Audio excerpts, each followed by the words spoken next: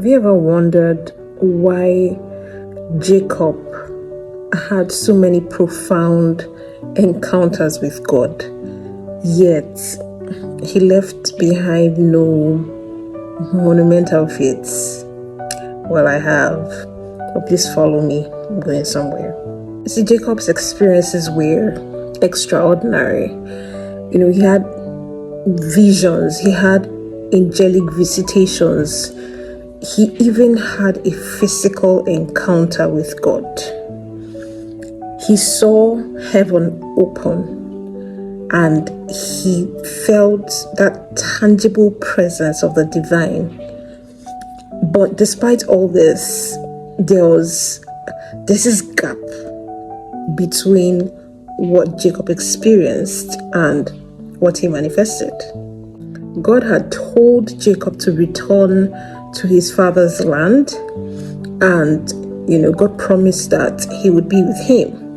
Yet even with angelic assurance and reassurance, because the angels didn't just come to his dreams, he physically had encounters with angels. Jacob still had that problem of trusting fully. He strategized, he schemed, he tried to secure his safety from his brother Esau, instead of just resting on God's promise. His prayers, I think in Genesis chapter 32, revealed his transactional mindset. God told him, I will be with you. But what Jacob heard was, I will deal well with you. And it just showed the kind of person that Jacob was, right? His faith was always filtered through calculation, a need to control outcomes, rather than fully surrender to them. And remember that there was a prophecy over his life, so it's possible that, maybe he wanted to speed things up. When God himself wrestled with Jacob, it wasn't a literal fight, right? But it was more of like a spiritual confrontation, a moment where human resistance met with divine persistence. Because I believe that the dislocated hip was just symbolic, right? Jacob's struggle against God came at a cost. God renamed him Israel, one who struggles with God, not as a reward, but as a reminder of resistance. Remember that God had sent his angels to Jacob, countless times in his dreams and physically as well. And he had to eventually calm down himself, to deliver the message. Yet Jacob just wasn't getting it, and Jacob pushed back. I think Jacob's greatest limitation was in his inability to just let go and let God, right? Because he was a naturally cunning person, always looking for a quick way out, a quick win, a quick fix, right? Even after receiving blessings, Jacob was a very blessed man, but after he had that encounter with God, he still said, I won't let you go until you bless me. It just showed that he was a man that just wouldn't stop striving. He was a hustler, right? And perhaps Jacob was meant for like a greater assignment, but his lack of surrender probably kept him from it. In contrast though, David, who saw fewer miracles and who had fewer encounters, excelled because of his total trust.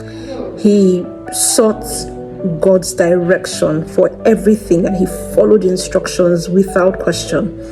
His life was, not without flaws, but his faith made him, one of history's greatest kings. We're still hearing of King David till today. The difference between Jacob and David wasn't encounter, it was surrender. And Jacob knew God, but resisted him.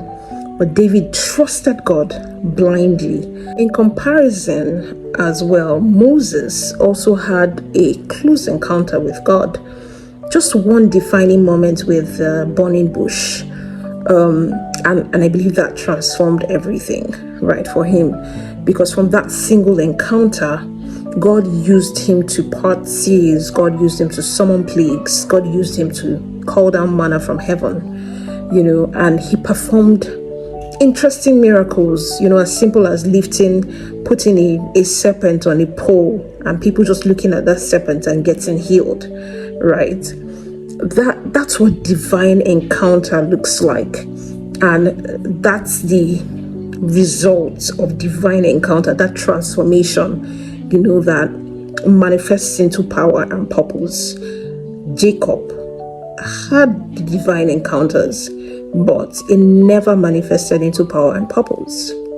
So the question for us is, who are we, or who are we becoming? Right? God still visits.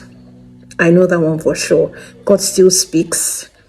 And God has called all of us to purpose. But are we yielding, or are we wrestling? When we are faced with uncertainty, are we like Jacob, calculating our own way, trying to, figure things out by ourselves? Or are we like Moses, allowing him to use us? Or are we like David, resting and just trusting blindly, resting in that divine direction? And I would ask you the same question that I ask myself. Are you a Jacob, a Moses, or a David?